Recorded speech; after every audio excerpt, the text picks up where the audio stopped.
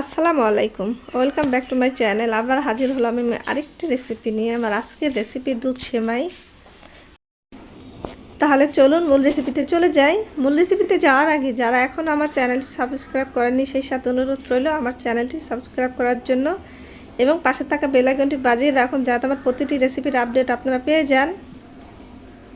আমি এখানে 1 কাপের মতো সেমাই নিলাম। সেমাইটা ছোট ছোট করে ভেঙে নিলাম এবং 4 কাপের মতো দুধ দিয়ে দিলাম প্যানে।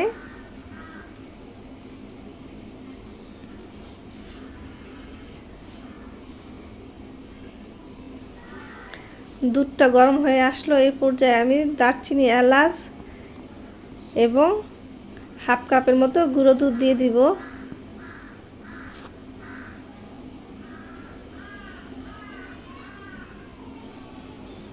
গুঁড়ো দুধটা দেওয়ায় তাতে সেমাইয়ের স্বাদটা বাড়াবে।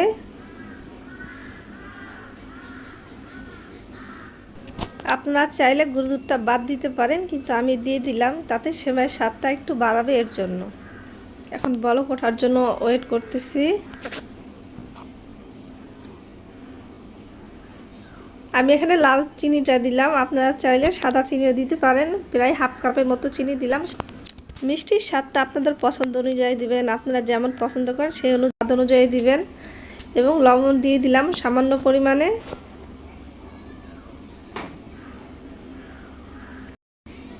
দুধ বলক চলে আসছে, আমি এই পর্যায়ে সেই সেমাইটা আমি ধুয়ে নিয়েছিলাম, এখন সেমাইটা দিয়ে দিব। এই অবস্থায় জালটা অবশ্যই মিডিয়াম আঁচে রাখতে হবে।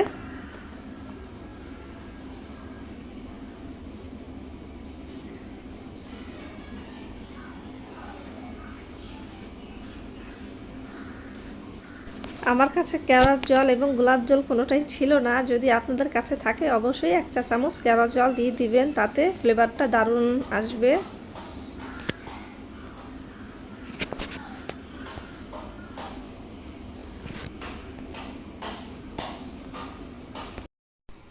এই পর্যায়ে সেমাইটা হয়ে গেছে, আমি এখন নামিয়ে নিব এবং আমার পছন্দ অনুযায়ী আমি পরিবেশন করব।